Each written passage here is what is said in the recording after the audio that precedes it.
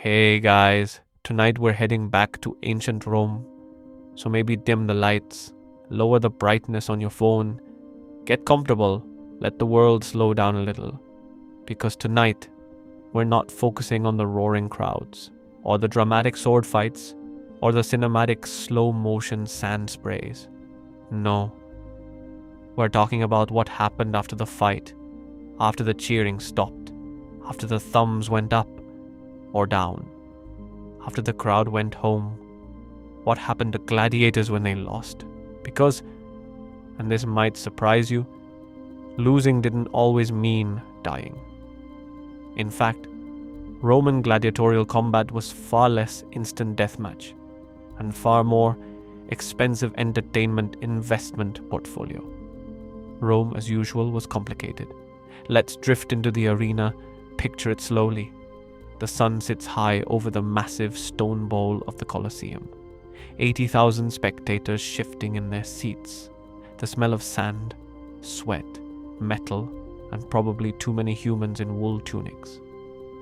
Two men stand in the center. One is bleeding, the other is breathing heavily, and the wounded gladiator drops his weapon. Now here's where modern movies love drama, but in reality, the defeated gladiator usually raised one finger. A small gesture. Not dramatic, not theatrical, just practical. It meant essentially, I yield. At this point, the referee, yes, there were referees, would step in.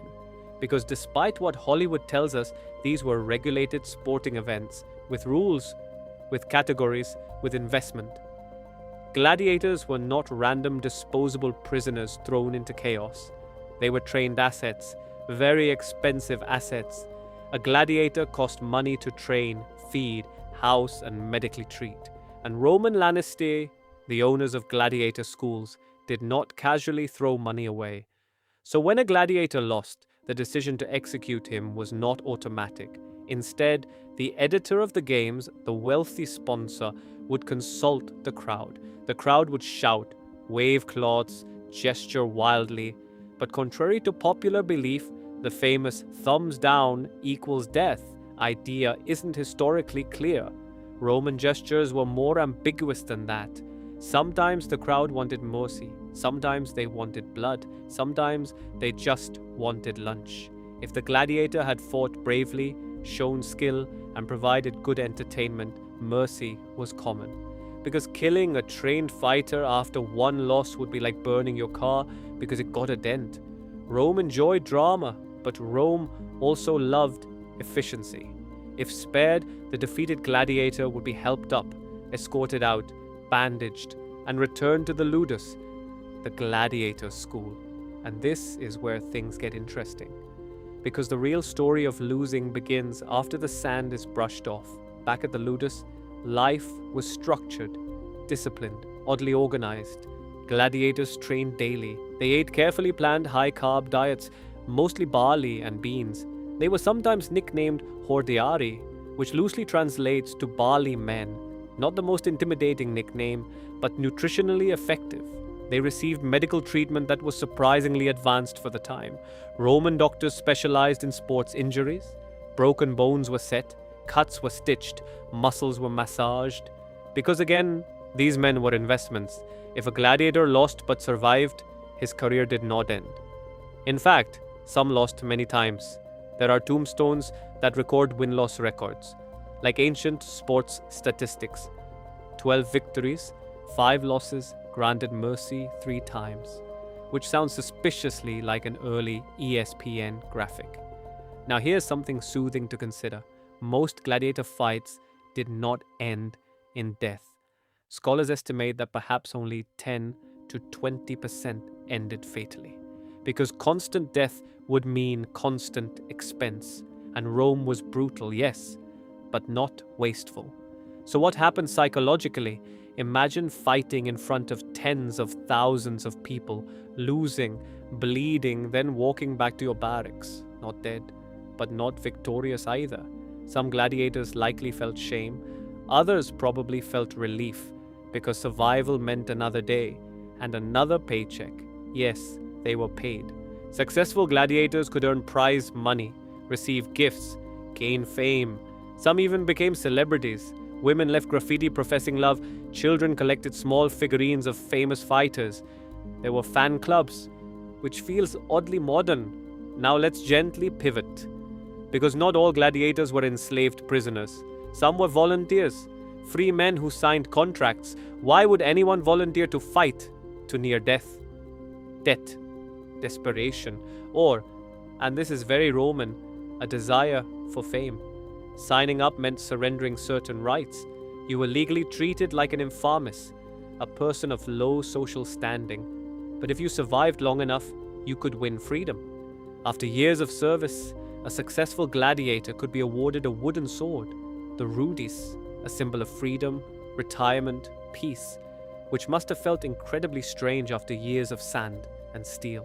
Some retired gladiators became trainers, teaching new recruits, showing them how to fall without dying, how to lose gracefully, how to raise that one finger at exactly the right moment.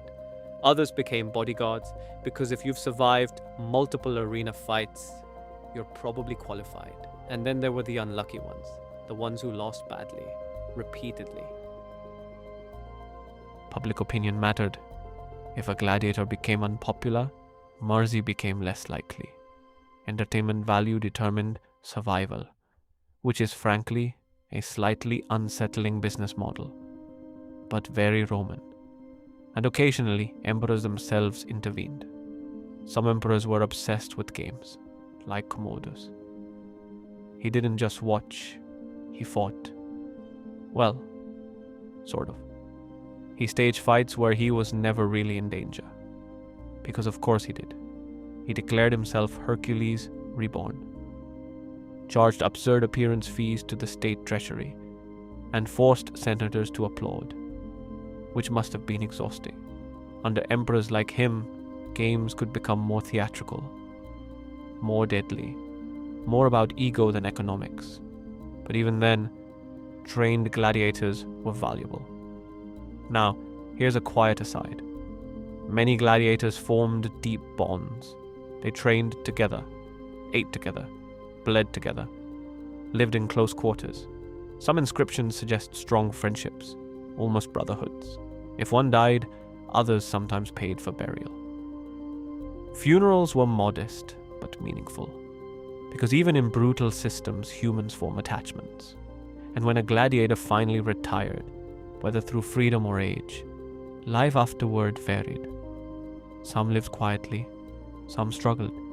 A former gladiator carried a strange social identity, both admired and stigmatized, famous, but technically dishonored, which is a complicated legacy. Let's slowly zoom out. The arena lights fade, the crowd empties, vendors pack up. And somewhere in the dim corridors beneath the stadium, a wounded gladiator sits on a wooden bench. A physician cleans his arm. He survived. He lost, but he lives. Tomorrow, he trains again. Because in Rome, losing wasn't always the end. Sometimes it was just intermission. And that's where we'll gently pause for tonight's first drift. In part 2, we'll explore the gladiators who did face execution, the rituals around mercy, and what truly determined life or death in the arena. Slow breaths. We're only getting